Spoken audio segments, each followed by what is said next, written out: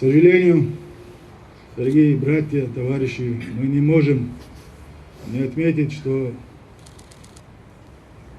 к сожалению, еще раз подчеркиваю, что даже через 79 лет для некоторых наших братьев, чеченцев и ингушей ссылка еще не закончена. Они до сих пор, в прямом смысле этого слова, находятся в ссылке. Я имею в виду наших братьев бывшего Аховского района, а также Республики Ингушетия. Я обратился бы к тем, кто до сих пор живет в их отчих домах, которые называют себя мусульманами, а также не мусульманами.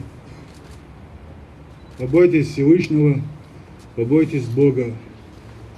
Неужели вы не боитесь гнева Всевышнего, гнева Бога? В судный день, когда вам скажут, вы пользовались плодами мусульман, своих братьев по вере, их землями, ихними садами, что вы ответите? Тем более,